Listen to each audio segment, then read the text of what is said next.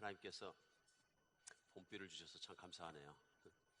봄비를 느끼면서 저희 집 앞에는 꽃들이 나오는 걸 보면서 얼마나 새 생명이 나오는 게 감사한 일인지 모르겠습니다. 겨울에 죽었던 것 같은데 저희 집 앞에 새벽 기도에도 말씀드렸는데 신기한 것이 조지아에 오니까 꽃 잎이 나기 전에 꽃부터 나오는 거예요. 그래서 너무 놀랐습니다. 이렇게 우리 집 앞에 이제 완전히 가지들이 특별히 꽃망울로 말미암아서 마치 그 눈꽃이 내린 것처럼 하얗게 또는 분홍색으로 이렇게 펴 있는 모습을 봅니다. 생명의 신비를 봅니다. 죽어 있는 것 같으나 죽어 있는 것이 아니고 결국 생명을 내는 나무를 보면서 우리 정말 죽어질 몸에서도 생명 주실 하나님을 기대합니다. 우리 모두에게도 오늘 주일이 그런 주일 아침 되었으면 좋겠습니다. 우리 죽었던 생명이 살아나고 정말 사그라졌던 믿음이 다시 한번 생명의 능력으로 확 일어나는 아침 되었으면 좋겠습니다. 행복한 인생을 사는 건 인류의 변함없는 소망입니다. 그렇죠? 여기에 대해서는 의문의 여지가 없습니다. 인간이 존재한 이후로 모든 인간들의 간절한 희망은 뭐냐면요, 내가 행복하게 살고 내 자손이 행복하게 살고 자기 그 두레가 행복하게 사는 것입니다. 근데 그런 끊임없는 희망에도 불구하고 수천 년의 인류의 역사에서 보게 되면 인간이 행복하게 살았다는 것보다는 오히려 불행해야 될 요소들이 훨씬 더 많은 것을 우리는 실제로 알 수 있습니다. 인간을 불행하게 하는 것들이 어떤 것이 있을까요? 오늘 아침 우리 한번 생각하면서 시작했으면 좋겠습니다. 제일 먼저 가난은 인간을 불행하게 합니다. 가난을 좋아하는 사람은 사실 없습니다. 생계가 해결되지 않으면 인생은 너무너무 찌들게 됩니다. 물론 우리는 생각할 때 가난이라는 건 충분히 인간이 극복할 수 있는 것이다 하고 생각할 수 있습니다. 왜냐하면은 제가 자라났던 1960년대와 70년대와 이런 시절 생각해 보면 이제 물론 여기는 이제 50년대 어린 시절을 보낸 분도 계시고 아직은 그러실 것 같은데요. 굉장한 가난 속에서 우리가 참 체험을 많이 했습니다. 과거에는 우리가 가난한 데 속에 살았기 때문에 가난한 것이 원래 흉이 아니었습니다. 왜냐하면 제가 볼 때 98% 이상이 가난했어요. 그러니까 어린 시절을 50년대, 60년대, 70년대 지내온 분들은 그 가난이라는 것이 흉이 될 수가 없는 게 너도 나도 가능했습니다. 그래서 저 같은 경우에도 시골에서 시작해서 서울까지 초등학교를 올라와서 다녔는데요. 여기 보면은 학교 가서 보면 도시락에 부유하고 가난하게 차이가 납니다. 근데 가난한 사람들은 꽁보리밥 싸우는 거고요. 반찬 싸울 능력이 없으니까 저도 기억나는 게 반찬통이 밥통 옆에 이렇게 붙어 있으면 거기다 고추장만 싸갔던 기억도 많이 납니다. 이제 가다 보면 밭에서 마늘 정도 뽑아가고 깻잎 따가지고 가서 그걸로 먹는 거죠. 그 다음에 힘이 센 아이들은 옆에 있는 아이들 부잣집 아이가 계란덮밥 덮어보고 계란 뺏어 먹는 거죠. 뺏어 먹기 전에 워낙 힘이 세면은 갖다 바치죠. 그럼 나눠 먹기도 하고 그랬습니다. 어린 적 추억이 납니다. 흑백 영화죠. 가난은 즐거운 건 아니지만 가난은 인간을 행복하지 못하게 합니다. 근데 그 정도 가난도 괜찮은데 요즘 아주 극심한 가난들은 하루에 한 끼를 제대로 못 먹게 합니다.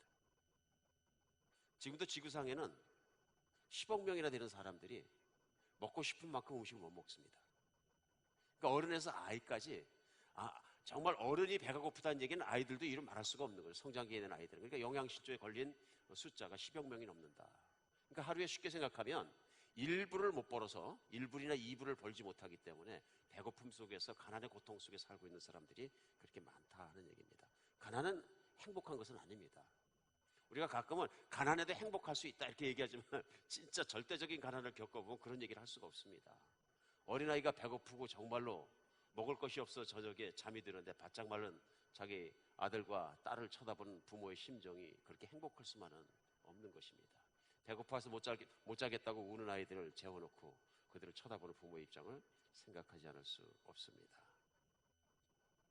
가난이라는 건 이렇게 절대 가난만 우리에게 불행하게 하는 것은 아닌 것 같습니다. 왜냐하면 상대적 가난이 절대 가난 못지않게 아픕니다. 우리가 절대 가난을 갖다 체험하고 50, 60, 70년대를 지나왔는데 떠나온 조국 대한민국이 부자가 됐습니다. 잘 삽니다. 근데 문제는 뭐냐 하면 잘 사는 사람의 숫자가 적은데 문제가 있는 거예요. 실제로. 그리고 부를 가지고 있는 사람이 대기업의 소유주나 부가 편중이 되다 보니까 무슨 문제가 생겼냐면 상대적 빈곤을 느끼는 사람이 훨씬 많아진 거예요. 그래서 실제 대한민국의 청년 실업의 문제는 그냥 문제를 떠나서 심각한 문제예요. 이게 무슨 얘기냐면요. 보편적인 서민의 청년들이 살아가는 인생이 대학교 가고 고등학교 졸업하면서 공부하기 위해서는 한 가지 알바, 두 가지 알바, 최저임금을 받으면서 허리띠를 조아매고 뛰어야 되는 거예요. 그 수업료를 벌기 위해서는요. 어차피 가난한 가정에서 태어났으니까 죄가 없어요. 그냥 가난한 가정에서 태어난 거예요. 그러다 보니까 다른 가정의 부잣집에 태어난 애들은 강남에서 좋은 가회하고 좋은 학교 푹푹 들어가는데 뭐 일을 하다 보니까 시간 뺏기고 뭐하고 하니까 더 이상 가난의 굴레를 벗어나야 되는 좋은 학교를 간다든가 좋은 성적을 낸다는 게 자꾸 멀어지는 거예요. 그 중에 소수가 참 기특하죠. 그 환경을 이기고 공부 잘해서 수능시험 잘 보고 좋은 학교 들어갑니다. 근데 문제는 거기서 끝나지가 않는 거예요. 그 학교에 졸업해서 보니까 좋은 직장에 들어가는 게 또 바늘구멍이에요. 100대 1을 뚫고 지나가야 되니까 이건 무시무시한 얘기죠. 무시무시한 얘기. 그 100대 1을 뚫고 지나가서 들어간다고 해갖고 부자가 되는 것도 아니고 거기에서 또 사다리꼴이라는 피라미드를 또 타기 시작하고 출세의 가도와 그 끈을 달고선 씨름을 해야 되는 거죠. 여러분 한번 청년의 입장에서 한번 생각해 보십시오. 아파트 값은 산같이 올라가서 몇 억씩 되니까 자기 봉급을 모아서는 집을 살 수 있는 가능성은 전혀 없는 거예요. 그런 세상 속에서 부자들이 쓰는 것과 모든 것을 TV에 보고 세상에서 보면서 명품을 사야 되고 흉내를 내야 되고 차를 사야 되는 허영이 가득 찬 사회를 한번 생각해 보시죠. 행복할 수 있으면 행복할 수 없는 거예요. 왜냐하면 상대적 빈곤감이 너무 크기 때문에. 그것도 미국은 예외도 아니다. 이제 그런 세상을 살다 보니까 우리는 뭘 느끼냐면요. 결코 난 행복하다고 얘기할 수는 없을 것 같다. 그리고 뭐 누가 잘 산다, 나라가 잘 산다, 부자가 되었다, 연간 소득이 3만 불이 넘었다, 대한민국에서 이런 얘기들은 다 남 얘기고 나하고는 피부에 닿지 않는 얘기다. 그런 얘기입니다. 가난은 그것이 절대적인 가난이든 상대적인 가난이든 인간의 행복을 뺏어갑니다. 힘들게 합니다. 그래서 이 순간에도 그런 가난의 고통 속에서 인생을 행복하다고 생각하지 못하고 살아가는 사람들이 얼마나 많겠습니까? 대한민국에서만 일어난 일이고 미국에서만 일어난 일이겠습니까? 가보니까 인도 같은 경우에는 뭐 그 빈부의 격차라는 게 이런 말할 수가 없어요. 말로 표현할 수가 없어요. 가난 힘든 일입니다. 육체적 질병 사람 힘들게 합니다. 행복해야 되겠는데 몸이 마음대로 안 되는 거예요. 사람이 아무리 돈이 있고 가족이 있고 그러다가도 내가 아파져가지고 고치지 못하는 고질병이 하나 생기면 그 병과 평생을 씨름합니다. 그리고 그 병 때문에 병 치료를 오래 하신 분들 보면 얼굴이 밝지 않습니다. 그렇죠? 아프니까. 그 고통 속에서 인상을 쓰다 보니까 미간이 좁혀들고 얼굴이 쭈그러들고 인생이 힘들어지고 그 질병의 무게를 인생에 고스란히 지고 가는 겁니다. 그 무게죠. 그 인생의, 가난이 인생의 짐이 되고 질병이 인생의 짐이 되고 우리의 모든 행복해지는 것을 자꾸 막습니다. 근데 여기서 끝나는 게 아니에요. 끝나는 게 아니라 인생의 행복을 만든 것도 있습니다. 사회적이고 환경적인 문제들이 계속 다가옵니다. 내가 나라를 족속을 택해서 태어나는 게 아니기 때문에 지구에 있는 수많은 사람들은 안정되지 못한 사회적 환경 속에서 살아갑니다. 극단적으로는 지금도 중동에 사는 아이시스 소위 그 이슬람 극단 교도들이 설치는 근처에 사는 나라들 거기에 영향권을 받는 사람들은 하룻밤 잠자는 게 불안합니다. 그렇죠? 사회적 영향을 안 받을 수가 없습니다. 대표적으로 북한 옆에 있는 우리들 불안합니다. 대한민국에 사는 사람들은 뭐 괜찮다 그러는데 우리가 볼 때는 여기서 보면 북한에서 김정은이라는 사람이 얘기할 때마다 아슬아슬합니다. 왜냐하면 정신없고 철없고 아무것도 없고 코너에 보니 한 젊은이가 핵폭탄 들고 으르렁거리는데 무서운 얘기거든요. 그러니까 쉽게 생각하면 네 짓고 내 짓고 한번 해보자 이런 얘기거든요. 발표하는 것도 상식을 초월하는 발표를 합니다. 인간을 거부한 발표들을 합니다. 이제 우리 이 말씀을 듣는 분 중에서 북한을 좋아하는 분들에게 죄송하게 생각하고 김정은을 월십하는 분들에게 죄송하게 생각하지만 저는 인간적으로 틀린 사람이라고 봅니다. 신앙을 떠나서도 모든 면에서도 제정신이 아니라고 생각합니다. 폭탄을 두고 협박을 하고 자기를 자유하겠다는 건 말이 안 되는 거죠. 그런 사회의 영향권을 받고 있는 남한에서도 사회적 구조적 모순 때문에 수많은 사람들이 이민 왔습니다. 저는 그 나무라고 싶지 않습니다. 사람이 더 안정된 사회를 끊임없이 추구하는 것은 인간 안에 있는 기본적인 욕구라고 저는 생각합니다. 누가 안정된 사회를 놔두고 불안정된 사회, 자식을 키우고 교육하고 키우고 싶겠어요. 그러니까 자꾸 더 나은 삶, 행복한 삶을 추구하면서 이민도 오고 그러는 것이죠. 환경적인 문제들이 있습니다. 중국이 아무리 잘 살게 되었어도 북경 같은 경우에는 공기가 너무 나빠져갖고 아예 정부에서 밖에 나가지 말라고 방송한답니다. 밖에 나갈 수 없는 사회, 내가 아무것이 다 있어도 행복한 사회 아닙니다. 대한민국도 미세먼지가 요즘 하도 심해져가지고 도망가는 사람들이 많아요. 이게 공해보다 더 힘들대, 미세먼지가. 눈에도 보이지 않는 먼지인데 눈에서, 귀에서, 코에서, 온몸에서 병을 자꾸 일으키고 이러니까 힘들어서 못 견디는 거예요. 아무리 내 고향에 살고 싶어도 이런 환경적인 문제들이 있으면 꼼짝 못합니다. 지금도 전 세계에 있는 20명의 최고 센 나라들이 모여서, 정상들이 모여서 회의할 때 첫 번째 것은 김정은의 핵 문제나 이란의 핵 문제가 아닙니다. 항상 가장 중요한 이슈와 문제는 환경적인 문제입니다. 지구 이렇게 가면 망한다입니다. 인간의 탐욕대로 생산하고 인간의 탐욕대로 가스를 품고 인간의 탐욕대로 이렇게 지구 온난화도 심각한 수준이 이렇고 이러면 다 죽는답니다. 환경이 완전하지 않으면 인간은 행복할 수가 없습니다. 어떻게 행복하겠어요? 인류는 이런저런 문제를 가지고 있는 데다가 악의 문제까지 가지고 있습니다. 사회적 문제, 이슈까지 가지고 있어요. 내가 아무리 잘 살려고 해도 사회가 타락해가지고 내 자녀가 그냥 온 음란한 것에 오픈되어 있고 망가지는 것들, 알코올들, 마약들 이런 것이 있고 범죄에 물들어 있으면 행복할 수 없습니다. 아무리 가족이 행복할 것 같아도 자녀가 만약에 마약을 하거나 자녀가 만약에 범죄 조직에 들어가거나 자녀가 만약에 감옥에 들어가 있으면 행복할 가정이 어디 있어요? 지금 이 순간에도 우리 아프리칸 아메리칸 소위 흑인들은 어느 통계에 보니까 흑인 젊은이의 절반 이상이 감옥에 들어가는 체험을 가지고 있어요. 쉽게 얘기하면 절반은 아프다는 얘기예요, 지금. 행복할 수가 없는 거죠. 그래서 이제 범죄와 이런 것들이 사회적 이슈들이 우리를 위협하고 행복하지 못하게 합니다. 범죄는 범죄하는 자만 불행하게 만드는 게 아니라 같이 옆에 사는 이웃들까지도 불안하고 힘들게 합니다. 뭐 이런 거 다 해결됐다 그래요. 정신적인 고통의 문제도 해결되고 외로움의 문제도 해결되고 수많은 문제들이 있겠죠. 우리 정신적 현대인의 고통은 뭐냐면 외로움입니다. 점점점 개인주의가 발달하고 혼자 있는 게 중요해지고 전화기 붙들고 살고 게임기 붙들고 살고 집에서만 살고 자기 방에서 사는 현대인들의 문제는 외로움이에요. 궁극적으로요.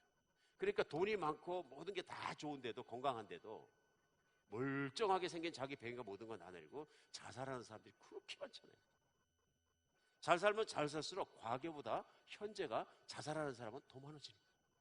이게 문제 아닙니까? 행복하지 않다는 얘기잖아요. 그러면 자살하는 숫자가 1년에 수만 명인데 대한민국 같은 경우에도 죽지 못해서 외로움을 견디면서 사는 사람은 또 얼마나 많을 거예요. 그렇죠? 그러면 보통 사고가 나도 사망한 사람이 있으면 부상당한 사람이 훨씬 더 많은데 인생 중에 정신적인 고통을 갖고 사는 사람들이 너무나 많다. 그러니까 대한민국이나 미국이나 전 세계에는 우울증에 시달리는 분들이 굉장히 많아요. 어마어마하게 많아요. 저분 정도 되면은 마음의 그늘이나 우울이 없겠다. 천만의 말씀이에요. 나름대로 힘들고 우울하고 희망을 갖지 못하고 그런 아픔이 있는 사람들이 수도 없이 많아요. 병처럼 어떤 분은 좀 약하게 겪고 어떤 좀 중증으로 겪어서 밖에도 못 나오고 정말 집 밖에 나가는 것도 싫고 이런 그 힘든 인생을 사는 분들이 한두 분이 아니다 하는 얘기입니다. 우리 인류는 이런 문제를 가지고 있습니다. 우리 다 아는 문제입니다, 사실은. 그러나 한번 되짚어보고 싶습니다.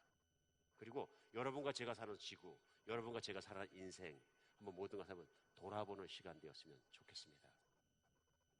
서로 이런 문제가 다 해결한다 하더라도 인간은 해결하지 못한 문제가 또 있어요. 뭐예요? 죽음입니다. 죽음이라는 무게가 인생을 꽉 누르고 있는 거예요.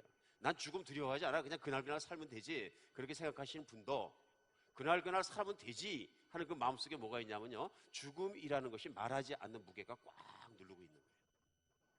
그러니까 누구나 언젠가는 내가 죽어야 되는 걸 알기 때문에 인생은 무거워질 수밖에 없다. 나이가 먹어가면은 더 심해지는 것 같아요.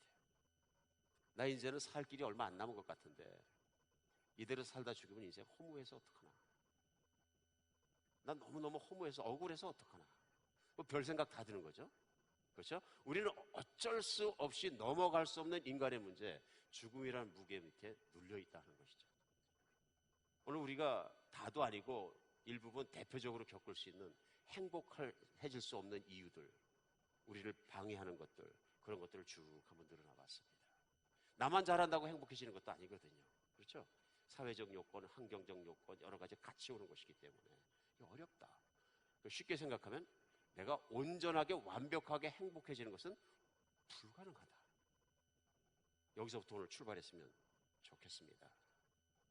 여기서부터. 어떤 사람들은 얘기합니다.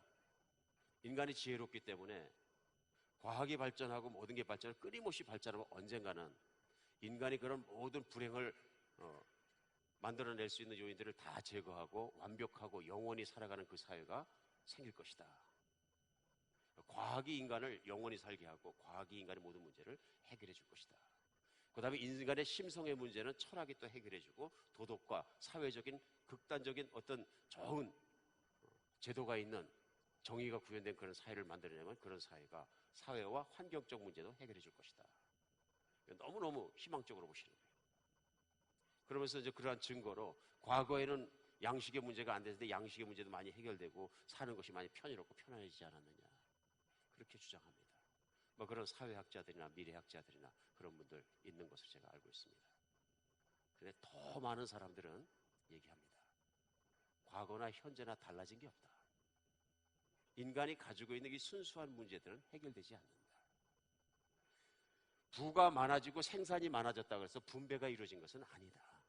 가면 갈수록 재산은 한두 사람이나 소수나 1%나 2%에게 몰리고 미국이란 나라가 자본주의의 대표적인 나라잖아요. 그런데 과거에는 중산층이 잘 사는 나라였어요. 그런데 여러분 우리가 아는 것처럼 통계도 말해주고 있는 것처럼 시간이 지나가면 갈수록 더 작은 소수의 사람들이 모든 돈을 다 가지고 움직이고 있다. 이거는 현재에 대한 정확한 진실이잖아요. 이제는 2%도 아니야. 소수의 1%가 미국에 있는 거의 모든 돈을 다 가지고 흔든다. 그러니까 그 돈을 파이낸싱에서 흔들어주니까 가진 사람은 자꾸 부해지고 못 가진 사람들은 더 가난해지더라. 그래서 착취당한 게 누구냐면 중산층이다. 미국의 중산층은 한 세대 30년 전이나 심지어는 50년 전에 중산층들이 벌었던 월간 소득을 똑같이 번다는 거예요. 그렇죠? 그러면 모든 게 올라가는데 어떻게 사느냐?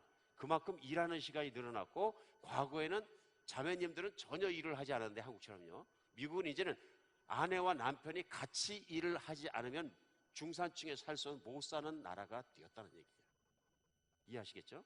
그러니까 일에 다 뺏긴 거예요. 안팎으로 일해야 되니까 가정이 붕괴되고 가정이 붕괴되니까 사회 문제가 생기고 사회가 나빠지니까 더 안 좋아지는 거예요. 오늘 시작을 하다 보니까 우리 사회 현실을 보기 위해서 좀 서론의 시간을 좀 많이 썼습니다. 가끔은 우리가 여러분과 제가 살고 있는 세상이 어떤 것인지 직시해서 볼 필요가 있는 것 같습니다. 어느 정말로 optimistic한 낙관적인 사람들이 인류는 좋아질 것이다 얘기하는 거에 속지 않아야 된다는 얘기입니다. 인간의 본질이 달라지지 않는 이상, 인간의 욕심이 없어지지 않는 이상, 인간이 순수하게 다른 사람을 위해서 생존할 수 있는 그런 착한 세상이 되지 않는 이상은 세상은 결코 좋아질 수가 없는 것입니다. 왜냐하면 모든 문제는 인간의 마음속에서부터 출발하기 때문에 그렇습니다. 이런 문제가 있기 때문에 우리에게 가장 필요한 것이 있습니다. 그건 뭐냐면 이 모든 문제를 다 해결해 주실 능력이 있는 구원자가 오시는 겁니다. 믿으십니까? 인간은 스스로 이 문제에서 모든 걸 해결하고 환경의 문제까지도 모든 문제를 다 해결할 능력이 인간 안에 없다는 것입니다. 그러므로 인간이 온전하게 행복해지고 온전하게 만족한 삶을 살기 위해서는 반드시 그 삶을 줄 수 있는 능력이 있는 구원자가 오셔야 된다는 거죠. 우리는 지난주부터 부활절을 이제 두 주뒤로 남겨놓고 있는데요. 이 땅에 오신 구원자, 메시아, 예수 그리스도에 대해서 나누고 있습니다. 우리 지난주에는 그래서 이 땅에 오신 메시아는 그냥 어느 날 갑자기 우연히 깜짝 쇼하는 것처럼 탁 오신 것이 아니고 사실은 수천 년 전부터 하나님께서 예정하시고 예비하신 것이고 인간의 문제가 생길 때부터 그 인간의 문제는 인간이 풀 수 없는 것이기에 하나님이 풀기로 결단하시고 그 작업을 시작하시고 또 그러한 구원자를 보내주시겠다고 오래전부터 말씀하신 것이다. 그 내용이 성경 구약 창세기부터 약속이 계속 쓰여 있는 것이고 그 오랜 약속을 통해서 바로 그 메시아 인류를 구원해 주시는 예수 그리스도께서 오셨다는 것입니다. 이건 결코 우연이 아니고 필연적으로 하나님께서 준비하시고 예정하시고 약속하신 그 내용이 인류의 역사 속에서 이루어진 것이 바로 2000년 전에 예수님께서 동정녀 마리아의 배를 통해서 세상에 들어오신 사건이에요. 거기까지 나눴습니다. 우리가 예수님 믿습니다, 믿습니다 그러는데 그 믿음이라는 걸 갖다가 그냥 내 느낌으로만 믿습니다 그러면 문제가 생기는 거예요, 이게. 믿음의 뿌리는 우리의 생각과 마음과 현실과 역사 모든 것을 통해서 뿌리 깊게 믿게 하신 하나님의 역사가 내 안에 믿어져야 합니다. 그럴 수밖에, 필연적으로 일어날 수 없는 과정이라는 것이 말씀 속에서 받아들이지 않으면, 그래서 믿음은 들음으로 말미암고 들음은 그리스도의 말씀으로 말미암다는 로마서의 말씀이 그 뜻입니다. 믿음은 말씀 속에서 이루어지는 것이고요, 그 말씀이 아멘, 그것이 나는 진리라고 분명히 믿습니다 하는 뿌리 속에서 우리의 믿음은 자랄 수 있는 것입니다. 오늘은 예수 그리스도를 알아가는 두 번째 시간, 메시아 두 번째 시간입니다. 오늘은 본문 말씀이 누가복음 4장 16절로 21절입니다. 제가 다시 한 번만 읽어드리겠습니다. 예수께서 그 자라신 곳 나사렛에 이르사 안식일에 늘 하시던 대로 회당에 들어가서 성경을 읽으려고 서심해 선지자 이사야의 글을 들이거늘 책을 펴서 이렇게 기록된 데를 찾으시니 곧 주의 성령이 내게 임하셨으니 이는 가난한 자에게 복음을 전하게 하시려고 내게 기름을 부으시고 나를 보내사 포로된 자에게 자유를, 눈먼 자에게 다시 보게 함을 전파하며 눌린 자를 자유롭게 하고 주의 은혜의 해를 전파하게 하려 하심이라 하였더라. 책을 덮어 그 맡은 자에게 주시고 앉으시니 회당에 있는 자들이 다 주목하여 보더라. 이에 예수께서 그들에게 말씀하시되 이 글이 오늘 너희 귀에 응하였느니라. 아멘. 이런 상황입니다. 그 인류의 문제를 아시고 모든 것을 약속하신 하나님이 선지자를 더 이상 보내지 않고 침묵의 기간 수백 년이 지나갑니다. 그래서 성경은 구약 성경 모든 선지서 모든 것이 다 끝나고 나서 수백 년간의 하나님의 침묵의 시간이 지나가고 때가 참에 이렇게 얘기합니다. When the time is come, 그 때가 찬 시간에 하나님께서 구원자 예수 그리스도를, 메시아를 이 땅에 보내셨다, 그런 얘기입니다. 그래서 그 메시아가 동정녀 마리아에게 잉태돼서 세상을 여러분과 제가 들어온 것처럼 똑같은 방법으로 세상 안에 인간의 몸을 입고 들어오시고, 물론 남자가 여자가 잠을 자서 예수님이 생긴 것은 아니죠. 요즘 어떤 사람들 소설 쓰던데 인터넷에 보면 그 예수님은 요셉의 아들인데 요셉하고 마리아하고 잠을 자고 나왔다. 성경은 분명히 아니라고 말씀하십니다. 성령으로 말미암아 잉태하셔서 남자를 알지 못하는 한 처녀 마리아의 몸을 통해서 하나님께서 들어오셨다. 메시아께서 태어나셨다. 그 예수님이 태어나시고 자라시고 이제 사역을 시작하셨는데요, 사역을 시작하시면서 유대인들이 모였던 교회 회당에 들어가셔서 관례에 의해서 그 중에 한 랍비나 선생님이 말씀을 읽어주는 퍼블릭 리딩 시간이 있습니다. 그러니까 회당장에 이사야서를 가져오라고 말씀하시는 게 분위기예요. 사람들은 다 앉아서 예수님 쳐다보는데, 그러니까 그 당시에는 말씀이 이런 책이 아니니까 보통은 구약의 말씀을 동물의 가죽에다가 써서 둘둘 말아놓은 것을 가져오거나 쫙 모아놓으면, 아니 파피루스라 그래가지고 소위 그 넓은 튼튼한 잎에다가 쓴 것을 연결시켜서 만든 종이로 만든 것을 그 위에 쓴 것을 두루마리로 말아서 쌓아놨겠죠. 그러면 이사야서 61장을 가져오라 얘기하셨겠죠.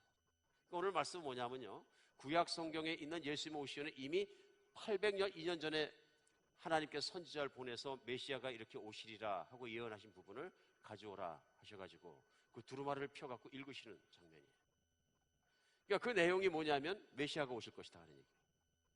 그래서 이사야서 예수 오시기 수백 년 전에 미리 선포된 말씀이 뭐냐면 주의 성령이 내게 임하셨으니 이는 가난한 자에게 좋은 소식 복음을 전하게 하시려고 내게 기름을 부으시고 나를 보내사 포로된 자에게 자유를, 눈먼 자에게 다시 복음을 전파하여 눌린 자를 자유롭게 하고 주의 은혜의 해를 전파하게 하립니다. 그래, 이 말씀이 뭐냐면 하나님의 성령이 메시아에게 임했다. 그래서 성령으로 기름 부어주셨다. 메시아란 뜻은 그리스도란 뜻이고 그리스도란 뜻은 기름 부음 받은 자다 하는 뜻이라는 것을 우리 지난주에 나눴습니다. 하나님의 뜻으로 하나님의 목적을 위해서 기름 부음이 되었다.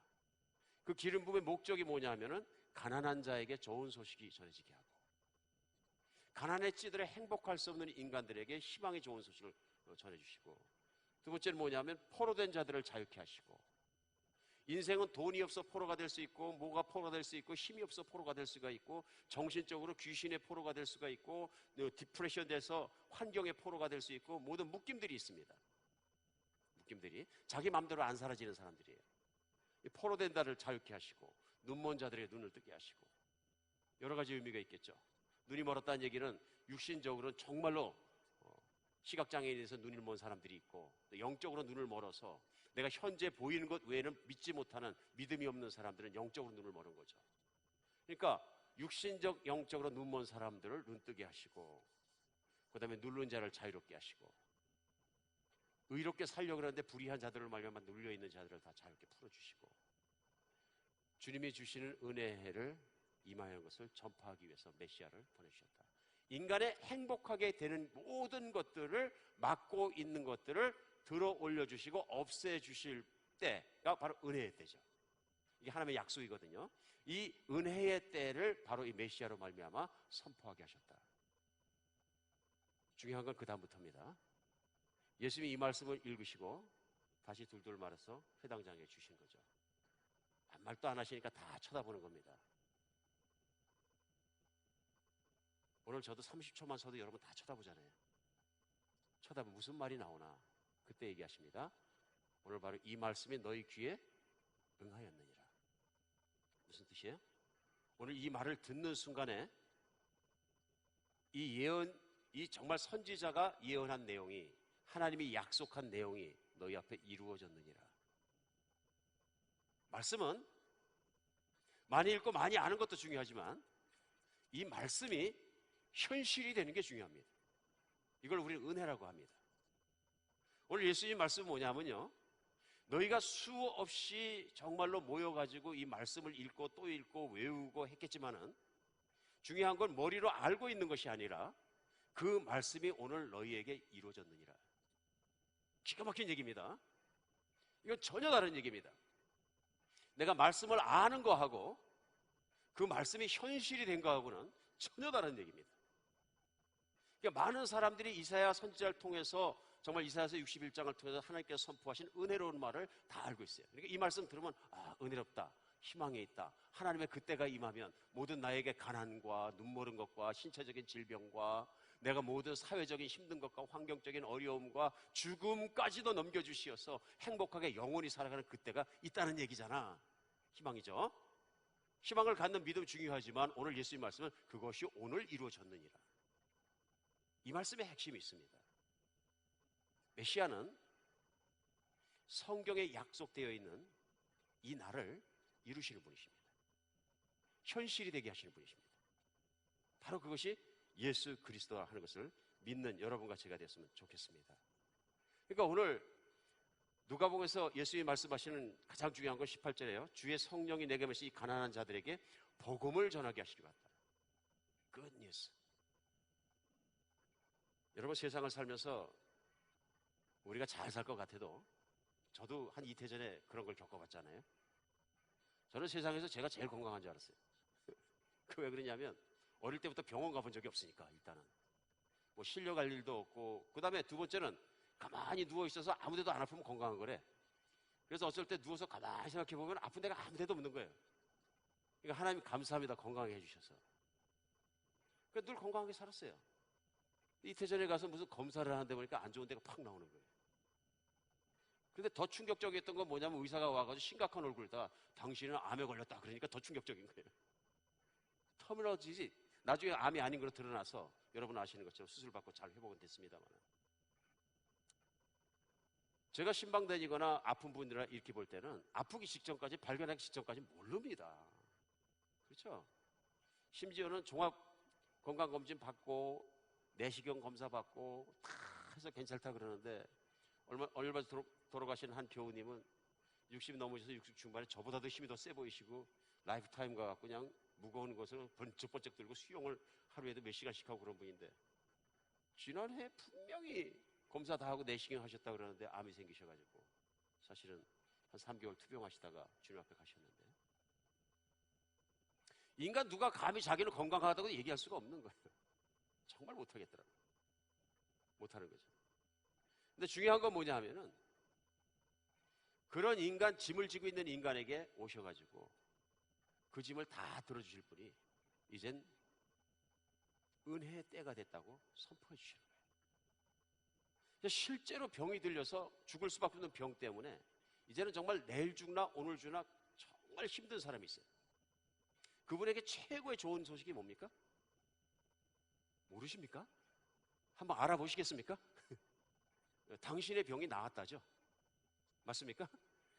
당신 의사가 와서 미러클, 당신은 오늘이나 내일이나 죽을 수밖에 없는데 병이 없어졌어요. 그럼 어떻게 돼요?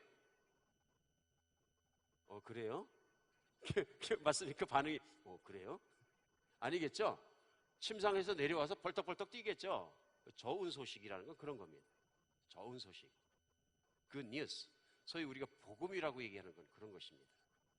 죽을 수밖에 없는 인간에게, 불행할 수밖에 없는 인간에게, 행복하기보다는 불행해질 수밖에 없는 인간에게 행복해질 수 있고 정말 죽음도 넘어지고 영원히 살아갈 수 있는 나의 모든 문제를 들어줄 수 있는 구원자가 내 앞에 나타나십니다.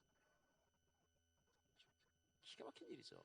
나를 가난으로부터, 질병으로부터, 묶임으로부터, 억울함으로부터, 죄책감으로부터, 정신적인 고통으로부터, 마귀의 속박으로부터, 죽음에 대한 공포로부터, 모든 내 부족함으로부터, 연약함으로부터 나를 들어주시고 올려주시고 온전케 세울 수 있는, 그것을 할 수 있는 분이 내 앞에 서 계시다, 이런 얘기예요. 반갑습니까? 그러면? 반갑죠. 오늘 누가복음 4장의 분위기는 이런 것이에요. 회당에 있는 사람들이 많은 선생님 앞에서 이사야서 61장 말씀을 들어왔지만 오늘은 그냥 선생님이 아니라 특별한 분이 서신 게 누구냐면 바로 그 성경에 쓰여 있는 오신다 한 메시아가 하나님이 그들 앞에 서 계신 거예요. 그리고 하나님이 사람들을 통해 약속해지고 씌워지고 전해진 그 말씀 그대로 오셔서 그들 앞에서 얘기하신 게 오늘은 너희가 복이 있는 날이다. 그러니까 그들이 할 수 있는 일은 한 가지예요. 죽어가는 사람이고 행복하지 않고, 그러니까 우리가 당신을 믿습니다 하면은 그것을 줄 수 있는 분이 그 앞에 서 있었다는 얘기예요. 복입니까? 엄청난 복인 거죠. 하나님을 만났다 하는 얘기입니다. 하나님을 만났다. 근데 문제는 뭐냐 하면 이 하나님을 만났다를 못 믿는 사람들이 문제가 있는 거예요. 그렇죠? 근데 문제는 뭐냐면 이들이 불신앙이 들어볼 수밖에 없는 것이, 그러면 메시아가 오시고 구원자가 오시면 가난도 들어주시고 장님도 눈을 뜨게 하고 뭐 하는 걸 능력이 있어야 되잖아요. 죽음도 이기고. 맞습니까? 능력이 없는데 얘기하면 뭐예요? 그렇게 얘기하면 거짓말장이고, 더 심하게 얘기하면 사기꾼이잖아요. 사기꾼이잖아요. 미친 사람이고. 근데 예수님은 이 땅에 오셔서 사역하는 기간 동안에 그 모든 걸 다 보여주신 거예요. 그러니까 무슨 얘기냐면 예수님을 믿으면 내가 영원히 죽음을 이기고 뿐만 아니라 배고프지 않고 아프지 않고 영원히 살 수 있고 행복할 수 있다는 확신적인 증거들을 주신 거예요. 그래서 예수님의 행적들이 뭐냐면요, 5,000명이 들판에서 살 것도 없고 먹을 것도 없고 아무것도 없을 때 그들 다 배부르게 먹여주신 거예요. 이 사건은 기가 막힌 상징적인 사건입니다. 나를 따르는 자는 배고프지 않게 하리라. 세상을 창조하시고 너를 만드신 하나님은 내게 배가 고픈 것이 뜻이 아니니라. 먹고 싶은 만큼 먹고 언제나 배부르고 언제나 행복하고 건강하게 사는 것이 하나님의 뜻이니라.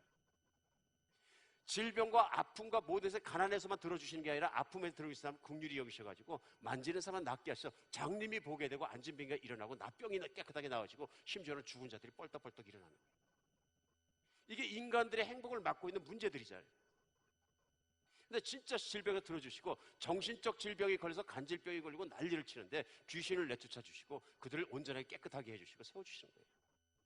못 고치는 병이 없는 거예요. 환경적인 문제가 있으니까 바다에도 호수도 잠잠하게 하시고 말씀하시잖아요. 심지어는 나무에게 명령하면 나무가 살기도 하고 죽기도 하고 마음대로 자연을 다스릴 수 있고 무리를 걸어갈 수 있다는 걸 증거해 주시는 거예요. 맞죠? 근데 예수님의 기적들은 우리가 복음서를 읽고 성경을 읽으면서 뭐 괜히 하는 얘기겠지, 이게 아니고요, 반드시 보여주셔야 되는, 이분이 메시아라는 것이, 이분이 기름 부으시는, 이분이 구원자라는 것을 반드시 믿기 위해서는 필요한 거예요. 너무너무 필요한 거예요. 그러니까 예수님 앞에 오셔서 예언대로 예수님 오시는 길을 펴기 위해서 부르심을 받았던 침례 요한은 마지막 날 말씀대로만 사역하고 가다가 이 땅에는 악인으로 말미암아서 감옥에 갇히게 됩니다. 그랬을 때 감옥에 갇혀 연약해지니까 믿었었는데 의심이 들어옵니다. 그러니까 자기 제자를 보내가지고 오신다 한 그분이 바로 당신입니까? 다시 물어봅니다. 그렇죠? 그러니까 믿음이 연약해진 거예요. 감옥에 있으면서. 그러니까 그 마태복음 11장에서 2절부터 예수님께서 답변하신 게 3절부터 나옵니다. 11장 3절에. 예수께서 여짜오되 그이가 당신이올까 우리가 다른 일을 기다리오리까 하고 물어보니까 4절에요. 마태복음 11장 4절 예수께서 대답하여 이르시되 너희가 가서 듣고 보는 것을 요한에게 알리라. 그게 뭐냐면 대표적으로 5절에 보면 맹인이 보며 못 걷는 사람이 걸으며 나병 환자가 깨끗함을 받고 못 듣는 자가 들으며 죽은 자가 살아나며 가난한 자에게 복음이 전해진다 하라. 배고픈 자가 희망이 생긴다 하라. 무슨 얘기예요? 내가 메시아다 하고 말씀하시는 것보다 실제 메시아가 오시면 이사야서 61장에 일어난다 하신 그 모든 일이 바로 그 예수님을 통해서 일어나고 있다 하는 것을 전하라는 얘기입니다. 무슨 얘기예요? 그가 마음속에 믿음을 온전히 지키지 못했을 때는 너희 눈으로 보고 확인됐던 것을 가서 말하라 하는 것입니다. 과거엔 약속과 말씀이었던 것이 이제는 현실이고 그것이 정말로 일어나고 있다는 것을, 그래서 메시아가 오셨다는 것을 확증해줘라 말씀하십니다. 그래서 예수님은 실제로 가난한 자를 먹이시고 살리실 수 있고 죽은 자도 일으키시는 능력을 보여주신 것입니다. 오늘날 하나님을 대적하고 가장 힘들게 하는 자들이 교회 밖에 있는 것이나 교회 안에 있는 것이 위험합니다. 우리가 듣고 알고 만나고 체험하는 것처럼 수많은 사람들이 신학이다 뭐하다 또 교회 또 사역을 하면서 혹은 강단에서 말씀을 선포하면서 하나님의 말씀에는 오류가 있고 하나님의 기적들은 실제로 일어나는 일이 아니고 그냥 예를 들면 그랬다는 것을 그렇게 파워풀한 설명하려고 그러는 것이 실제 일어난 일이 아니라고 가르치는 자유주의 신학과 리버럴한 사람들이 가득 깔려 있다는 것이 문제라는 것입니다. 우리가 그분이 메시아인 것을, 그분이 그리스도인 것을, 예수님의 구원자인 것을 분명하게 믿기 위해서는 그분은 그런 일을 이루셨다는 것을 제자들이 그대로 적었고 그것이 사실인 것을 받아들일 때 믿음은 시작되는 것입니다. 그렇죠? 근데 이걸 막 잡아 흔들어 버리고 성경을 막 그대로 해석을 하고 자유주의자들이 들어와서 인본주의적으로 유럽에서 르네상스 시대가 일어난 이후로 인간을 중심으로 성경을 해석하고 자기들이 해석한 대로 해석하고 보고 싶은 대로 보고 자기들이 가지고 있는 안경을 통해서 마구 찍고 해석을 해놓고 이건 진짜 일어난 일이 아니야 이렇게 해서 믿고 가르치니까 믿음이 없죠. 기적도 가짜라 그러고.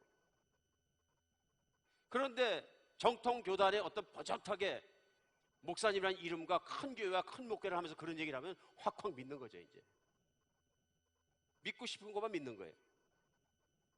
쉽게 말하면 체리피킹 하는 거예요. 무서운 일입니다. 그런 신학이 유럽 땅을 만연하면서 지금 유럽에 있는 교회가 사그리 죽어버린 거예요. 한때는 그리스도로 말미암아 뜨겁고 메시아로 말미암아 기뻐하고 그로 말미암아 인생을 누리고 진리로 말미암아 다스려지고 했던 유럽 땅에 있는 교인들이 이제는 평균 주일이 되면 2%도 교회를 나가지 않는 거예요. 그래도 지금도 학문을 자랑하고 있어요. 우리가 정통 신학학파다. 신학이 문제가 아니죠. 하나님의 말씀의 능력이 내 앞에 이루어지는 게 문제죠. 그 말씀의 능력이 2000년 전에 하신 모든 것이 내 믿음으로 그리스도께서 하신 모든 능력을 그리스도로 받아들임으로 말미암아서 내 삶이 변하고 생각이 변하고 미래가 변하고 실제로 내가 행복해지는 현실의 믿음을 체험해 가는 게 문제인 거죠. 근데 그것이 진짜가 아니라고 믿으면 내 삶이 안 바뀝니다. 절대로. 믿음이 있다 내 생각 속에서 믿지만 그 사람들 통해서는 어떤 믿음으로 말미암아 천국을 체험할 수 있는 능력은 없는 거죠. 신앙이라는 건 생각 속에 있는 게 아니라 실제로 천국이 누려지는 거예요. 하나님의 나라가 내 안에, 내 인생에, 내 가정에, 내 삶 속에서 이루어지는 것입니다.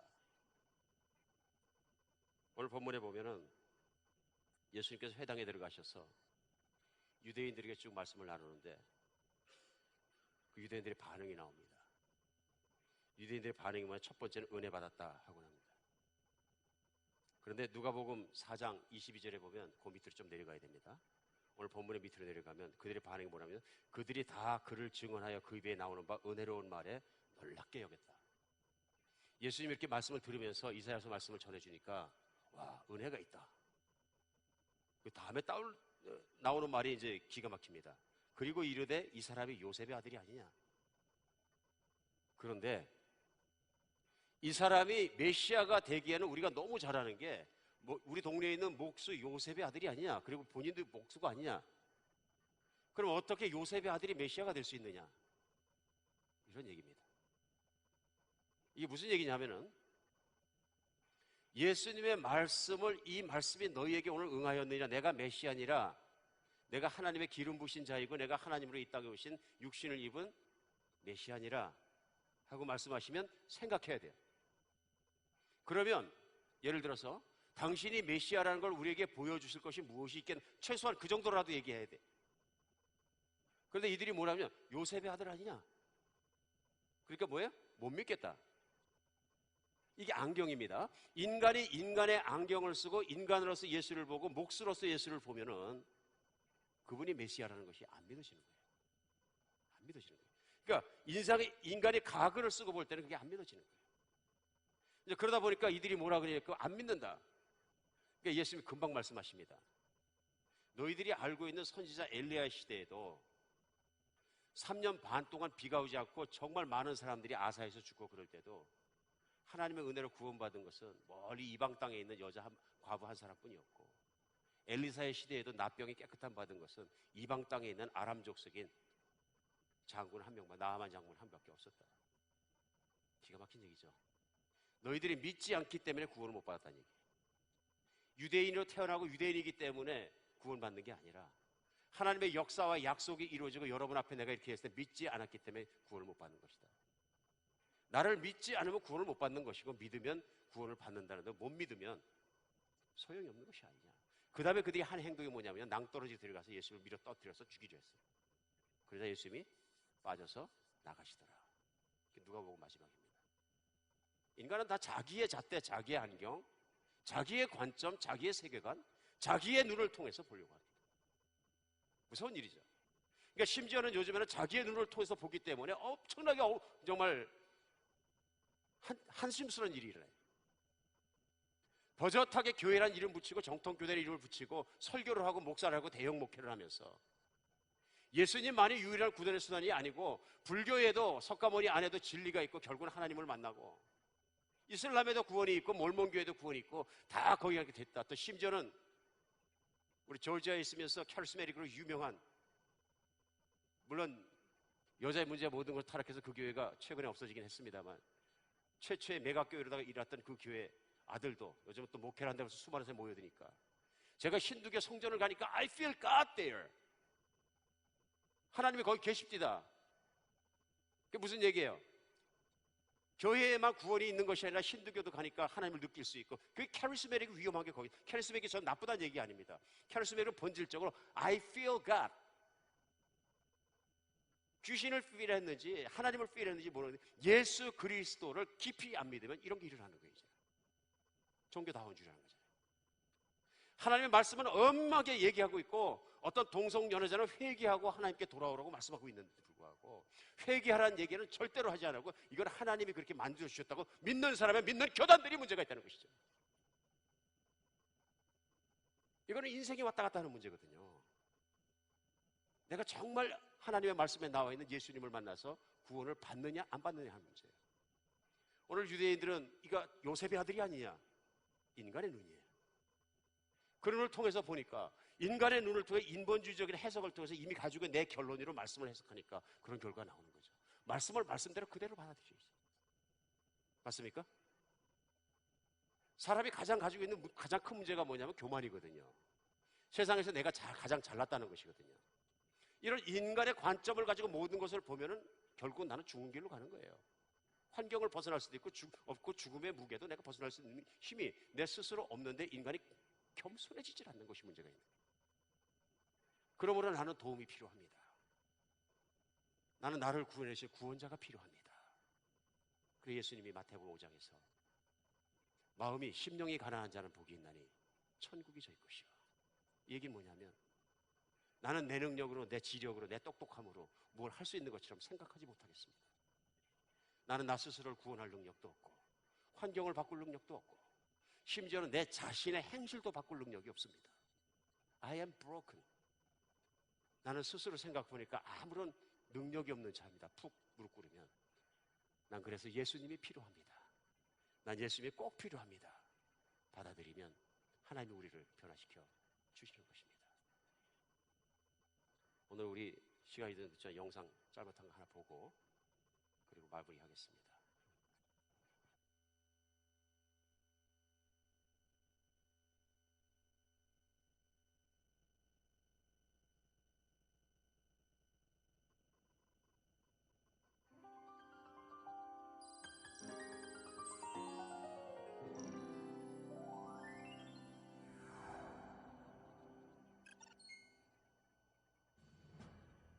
(1849년 12월) 러시아 셰메노프 광장에 위치한 사형자. 사형대 위에 반체제 혐의로 잡혀온 28살의 젊은 사형수가 서 있었습니다. 매서운 바람을 뚫고 집행관이 소리쳤습니다. 이제 사형자 마지막 5분의 시간을 주겠다.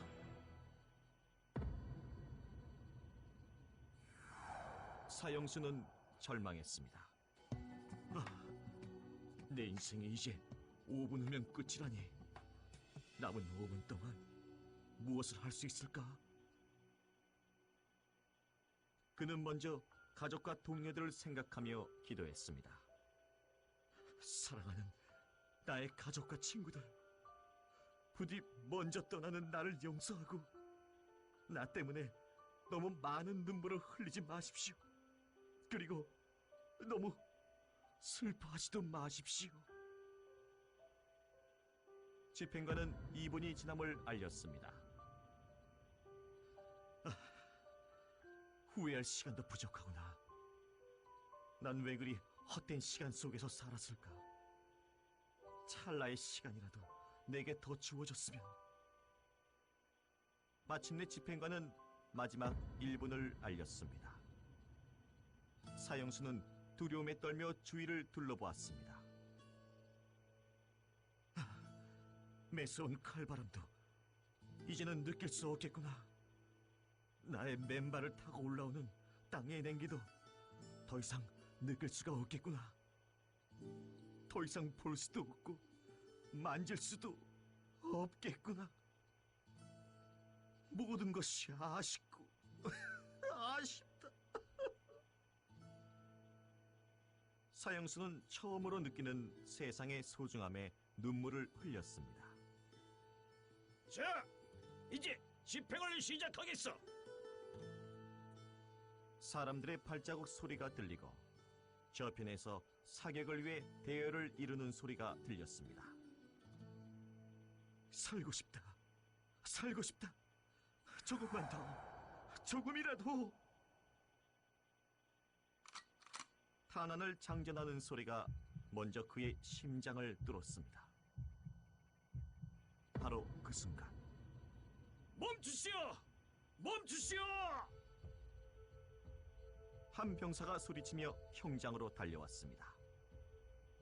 사형 대신 유배를 보내라는 황제의 전갈이 도착한 것이었습니다. 가까스로 사형은 멈췄고 사형수는 죽음의 문턱에서 극적으로 돌아올 수 있었습니다. 그 사형수가 바로 러시아의 대문호 도스토예프스키였습니다. 죽음의 문턱에서 돌아온 그날 밤, 도스토예프스키는 담담한 어조로 동생에게 편지를 썼습니다. 지난 일들을 돌이켜보고 실수와 게으름으로 허송세월했던 날들을 생각하니 심장이 피를 흘리는 듯하다. 인생은 신의 선물. 모든 순간은 영원의 행복일 수도 있었던 것을 조금 더 젊었을 때 알았더라면 이제 내 인생은 바뀔 것이다. 다시 태어난다는 말이다. 이후 시베리아에서 보낸 4년의 유배 생활은 그의 인생에서 가장 값진 시간이 됐습니다. 혹한 속에서 무려 5kg에 넘는 족쇄를 매단 채 지내면서도 그는 창작 활동에 몰두했습니다. 글쓰기가 허락되지 않았던 유배 생활이었지만 시간을 낭비할 수 없어 종이 대신 머릿속으로 소설을 쓰기 시작했고 심지어 그 모든 것을 외워버리기까지 했습니다.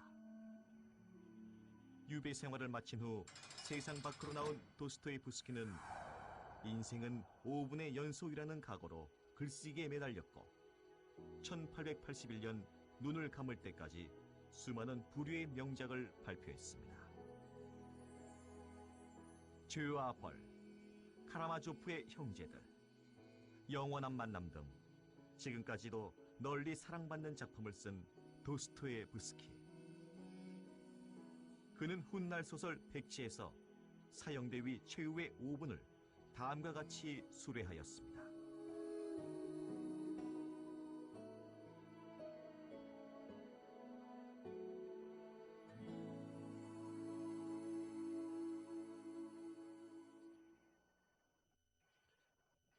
네.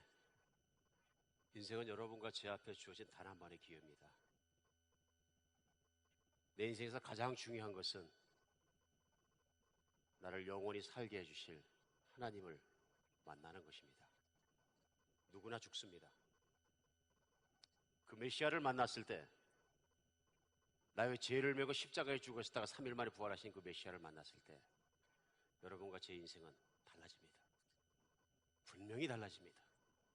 그리고 세상을 이기고 자신을 이기고 환경도 이기고 모든 것을 이기고 정말로 그런 나라에 살 수 있는 것을, 그리고 그 믿음이 내 삶에 이루어질 수 있는 것을 믿으시기 바랍니다. 여러분과 제 안에 믿음의 뿌리가 깊어지고 예수님을 나의 구원자로 깊이 믿지 않았던 분들에게는 진실로 마음을 열고 받아들이는 그러한 은혜의 날이 되었으면 좋겠습니다. 복음이 있는 날이 되었으면 좋겠습니다. 내 인생을 바꾸는 날이 되었으면 좋겠습니다. 기도하겠습니다. 예, 하나님,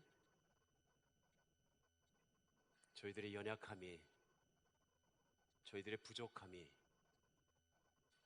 저희들의 모든 문제가 우리를 누르고 있는 것을 느낍니다. 그러나 아직도 우리 마음이 교만하여서 이런 문제를 내 주먹을 쥐고 해결하려고 그러고 타협하려고 그러고 무마해 보려고 그러고 잊어버려 보려고 노력하고 회피하려고 노력하는 우리 자신의 모습도 봅니다.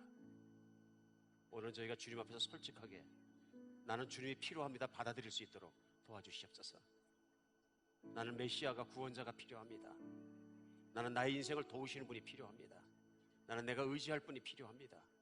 나는 내 죽음의 문제와 내 모든 문제를 들어주시고 나를 먹이시고 치유하시고 끌어가 주실 나의 치료자가 필요하시고 나의 구원자가 필요하십니다. 나는 메시아가 필요하고 나는 그리스도 예수 나의 주님이 필요합니다. 고백하는 시간 되게 하여 주시옵소서. 우리 메시아 되신 그리스도 되신 예수 그리스도께서 우리 한 사람 한 사람의 마음의 중심에 앉아주시고 우리를 삶으로부터 자유케 하여 주시옵소서. 그리스도 예수 이름으로 기도합니다.